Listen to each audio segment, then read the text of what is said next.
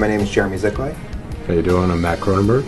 The idea for my company came to me originally in undergraduate when I was a psychology minor at Syracuse. One of the things that you study is Freud and prescription drugs and things that were available turn of the century, 1900s. So I first got introduced to these over-the-counter type of products back then.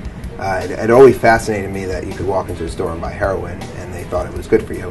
So many Americans these days eat things, drink things, take things that are told to be good to them.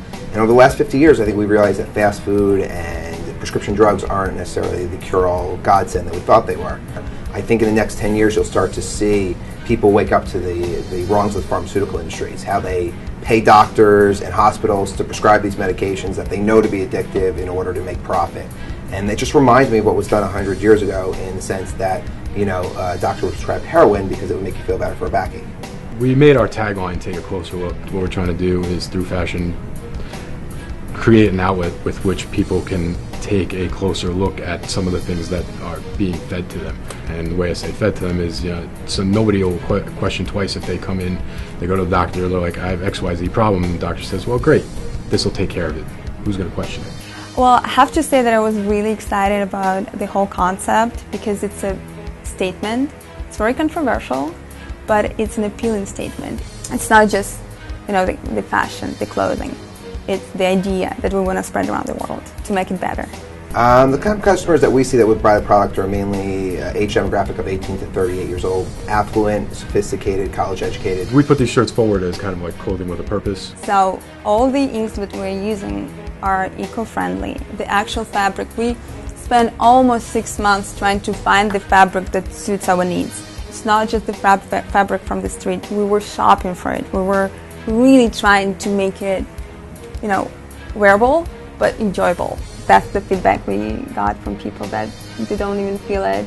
They want to sleep in it, you know, it's so comfy, so cozy. So we have a European fit, which is a little bit slimmer fit, that if men have, you know, great shoulders, a great back, very sexy, very edgy, there is a shirt that can actually fit you and not being too tight or, you know, very uncomfortable. It's actually like, you know, it's sort of like a glove for your back. And, you know, the packaging is green. You can recycle it afterwards, and everything that comes in the package is recyclable. So, you know, trying to make the world a little bit a better place. We hosted a Tribeca Film Festival after party. We were involved with Mercedes-Benz Fashion Week. We support with 10% of our profits a drug outreach program. We try to get very involved with the community. We started in Manhattan because we feel it's the fashion capital of America. And we feel like once we get a movement going that's organic, we'll branch out. We try to focus on things that are important to New Yorkers and try to get them to be involved with our product. We wanted something more behind the brand. I didn't want to just start a brand. I had an ideal, and we wanted, you know, there were several outlets where we could go. We felt like creating clothing that had a purpose, you know, was something that hasn't been done before, unique in a market, and certainly a great time to start a unique company.